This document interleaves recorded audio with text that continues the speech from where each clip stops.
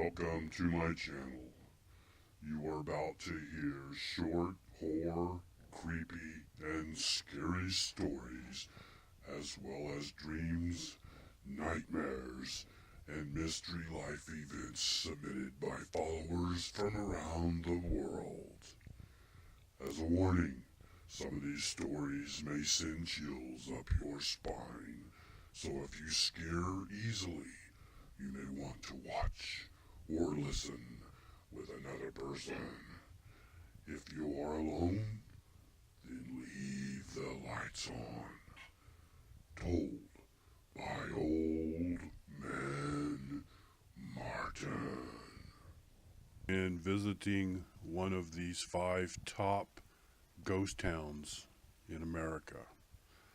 The first one is called Calico Ghost Town. It's located in Yermo, California. That's Yermo. And the address is 3660 Ghost Town Road, Yermo, California. Visitors from around the world come to Calico each year to experience a real ghost town that was originally settled in the 1880s. A lot of activity for the adventurous at heart will be found at this ghost town. The park hosts the Mystery Shack, a crooked house where water runs uphill, 2 museums, narrow gauge train rides, and gold panning. Calico was founded during California's largest silver strike. The town thrived for 12 years until the price of silver plunged and mining operations ceased. By 1907, residents had moved away, leaving Calico to the tumbleweeds and the ghost spirits. Amenities at the town include group and RV camping, mountain bike trails, and off-road vehicle areas, 14 shops, 3 restaurants, cabins, and bunkhouses. Special events are held year-round, including the Silver War reenactment in February. Spring Fall Festival features American music, the Calico Days Festival, when the town's rich mining history is celebrated with a burro race. It also has miners' triathlon, music, and more, and let's not overlook the ever-popular Halloween ghost haunt in October. The Desert Park is just a few miles north of Barstow and only minutes off of Interstate 15. The Calico Ghost Town is a great place to get a bite to eat and do a little shopping if you're traveling between Los Angeles and Las Vegas. It's also a good place to visit one of the spookiest ghost towns in America. Next is Goldfield Ghost Town, located in Apache Junction, Arizona. The address is 4650 North Mammoth Mine Road, Apache Junction, Arizona. The Goldfield Ghost Town sit on the top of a small hill between the Superstition Mountains and the Goldfield Mountains. The settlement of Goldfield got its start in 1892 when very rich, high-grade gold ore was found in the area. A town soon sprang up, and on October 7, 1893, it received its first official post office.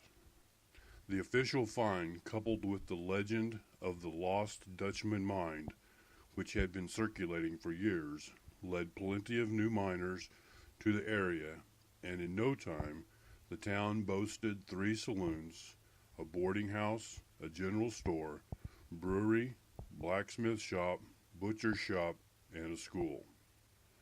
For 5 years, the town boomed until some 1,500 souls were residing in the city. But like other gold camps, Goldfield's bustling days were quickly dashed when the vein of gold ore started to play out and the grade of the ore dropped even more. Just 5 years after it began, the town found itself quickly dying. The miners moved on, The post office was discontinued on November 2nd, 1898, and Goldfield became a ghost town. However, some of the prospectors clung onto the area, sure to find the elusive lost Dutchman mine, or perhaps a brand new vein.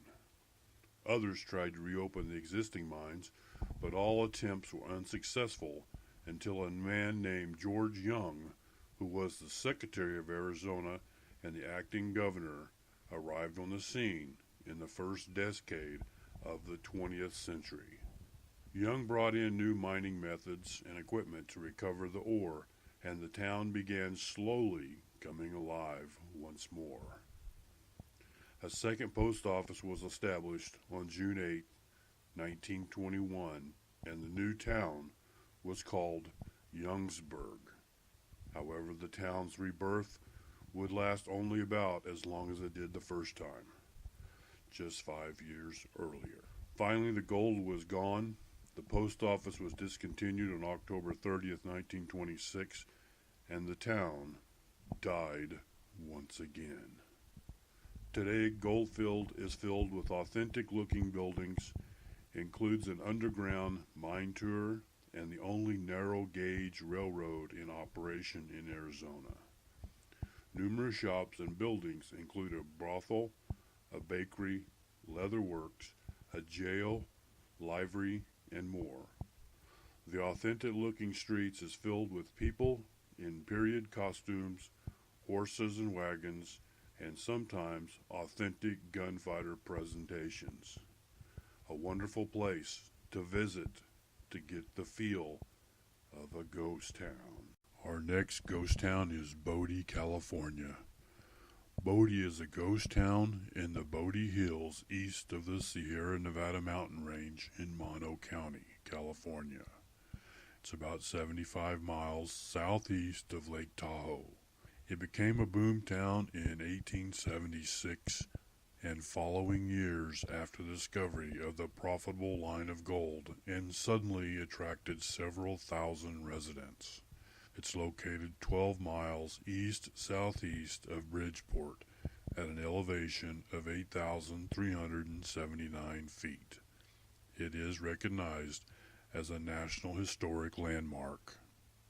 Bodie began as a mining camp of little note following the discovery of gold in 1859 by a group of prospectors, including W.S. Bodie.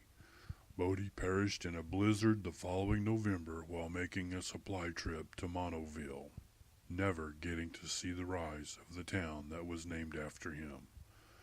According to area pioneer Judy J. G. McClinton, the district's name was changed from Bodie, Body, and a few other phonetic variations to Bodie after a painter in the nearby boomtown of Aurora lettered a sign, Bodie Stables.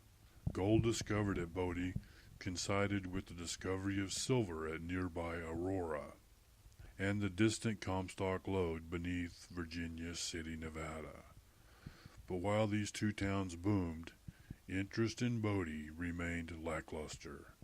By 1868, only 2 companies had built stamp mills at Bodie, and both had failed. Bodie boomed from late 1877 through mid to late 1880.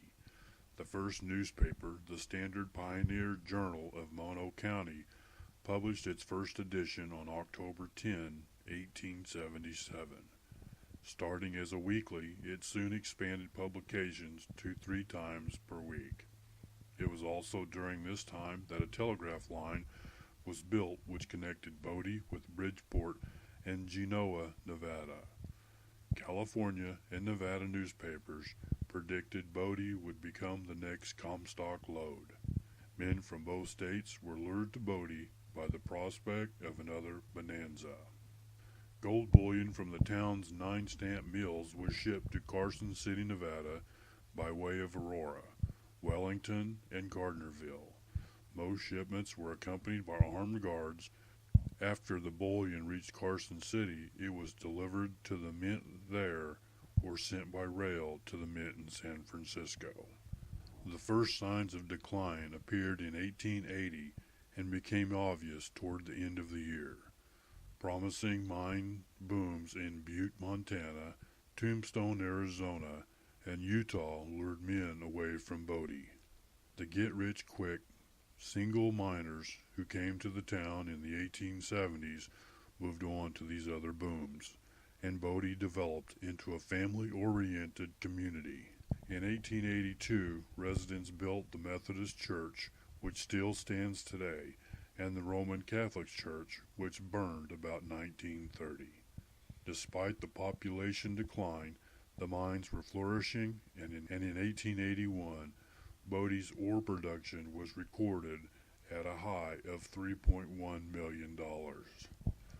Also, in 1881, a narrow-gauge railroad was built called the Bodie Railway and Lumber Company, bringing lumber, cordwood, and mined timbers to the mining district from Mono Mills, south of Mono Lake. During the early 1890s, Bodie enjoyed a short revival of technological advancements in the mines that continued to support the town. In 1910, the population was recorded at 698 people, which were predominantly families who decided to stay in Bodie instead of moving on to pauperous strikes. The first signs of an official decline occurred in 1912 with the printing of the last Bodie newspaper, The Bodie Miner. In a 1913 book titled California Tourist Guide and Handbook, Authentic Descriptions of Routes of Travel and Points of Interest in California, the authors, Wells and Aubrey Drury, described Bodie as a mining town which is the center of a large mineral region. The last mine closed in 1942 due to War Production Board Order L-208, shutting down all non-essential gold mines in the United States during World War II.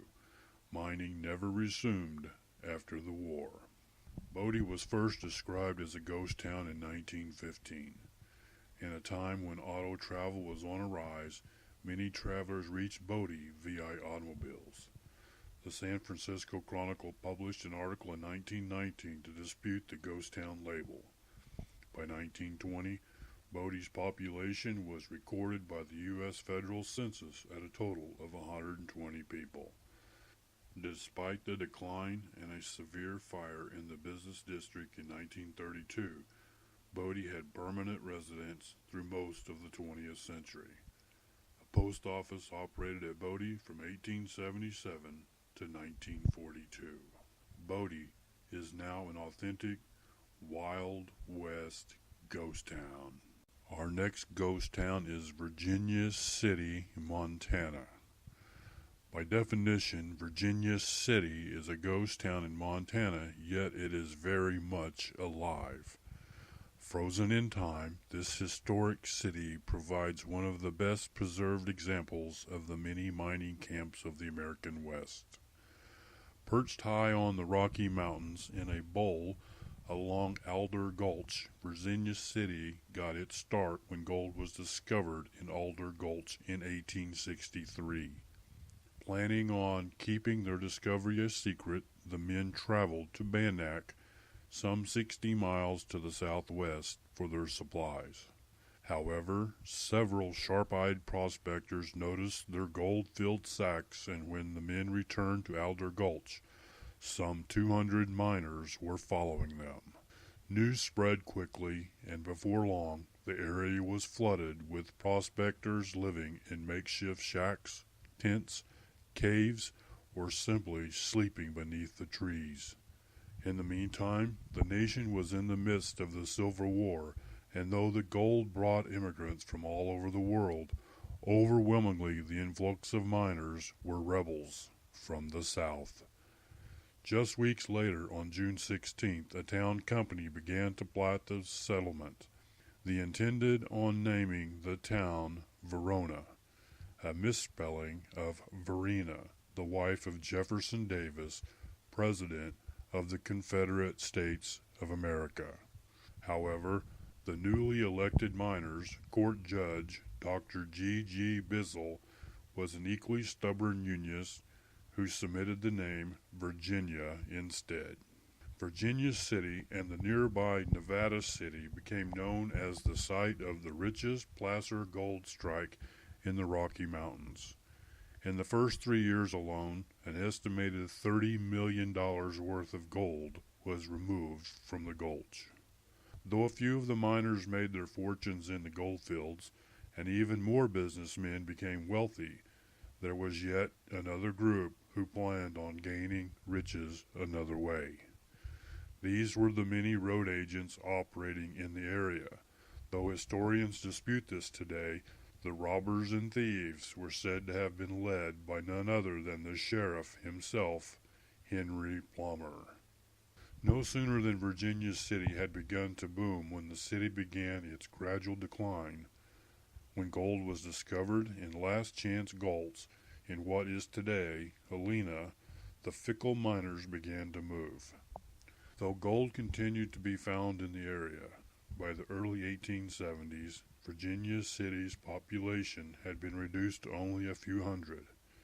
In 1875, the territorial capital was moved to Helena, and Virginia City was on her way to becoming a ghost town. As the amount of gold played out, so did the dredging operations. However, when the price of gold rose significantly in the 1930s, dredge mining was revived once again, only to be ceased in the next decade with the advent of World War II. In addition to the more than 200 historic buildings that are preserved for tourists, Virginia City offers a number of events for visitors that include the Heritage Days and Victorian Ball in August, the Virginia City Players, variety productions at the Opera House and Narrow Gauge Railroad, and the Brewery Follies at Montana's first brewery. Also provided for some 70,000 visitors who come to Virginia City each year are museums, shops, restaurants, and accommodations.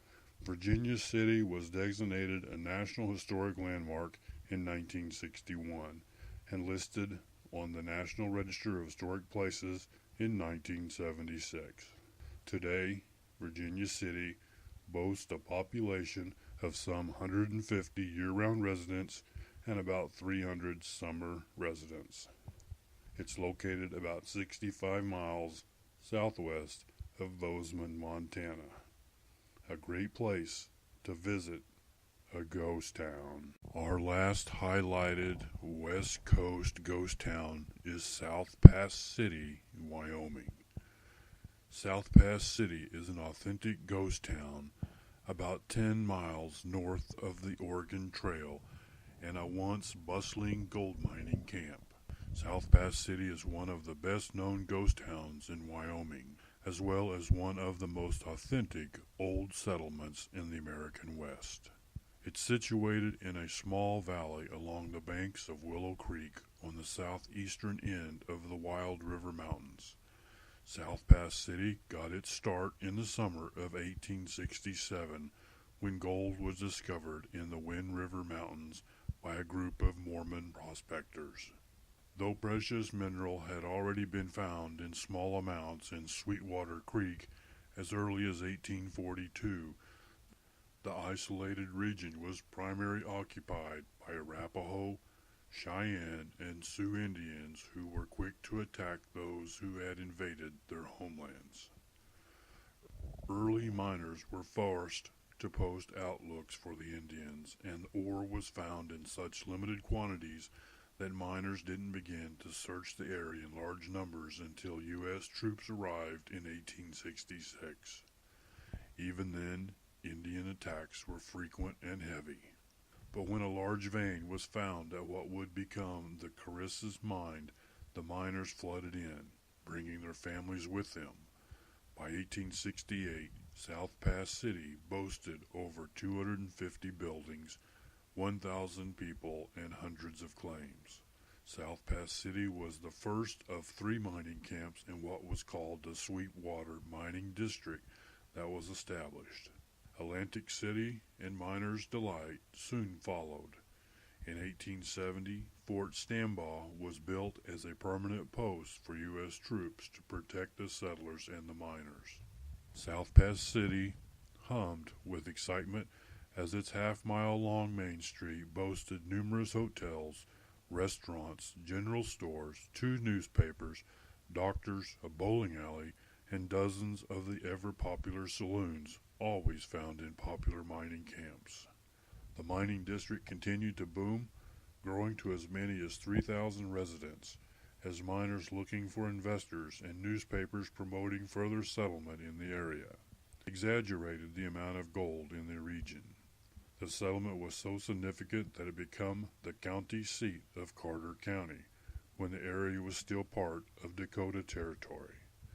When Carter County became part of Wyoming Territory in 1869 and the county was renamed Sweetwater, it remained the county seat until 1873. But for South Pass City, its great boom wouldn't last, and just 2 years after its establishment would begin to show its first signs of declining.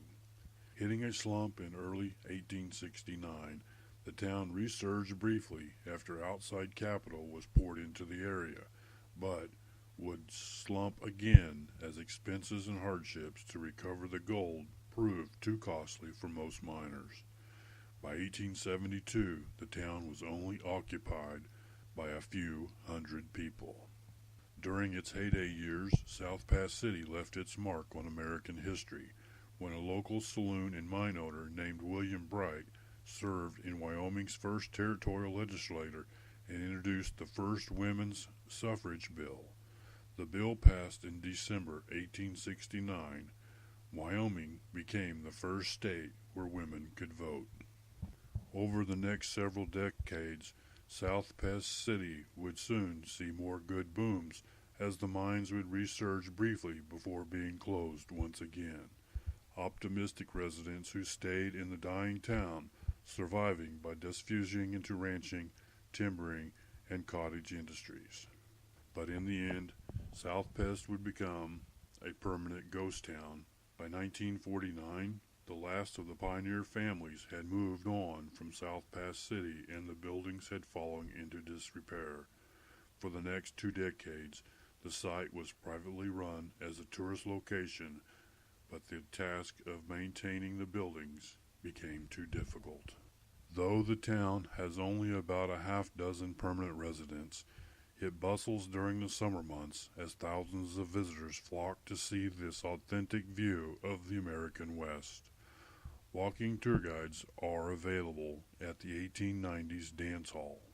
South Pass City is a state historical site and located 2 miles off the intersection of Highway 28 and 131, about 35 miles south of Lander, Wyoming. Another great ghost town to visit. Wait, before you leave, help an old man out. Like, share, and subscribe to my channel. I'm Old Man Martin, and I'll see you in the next video.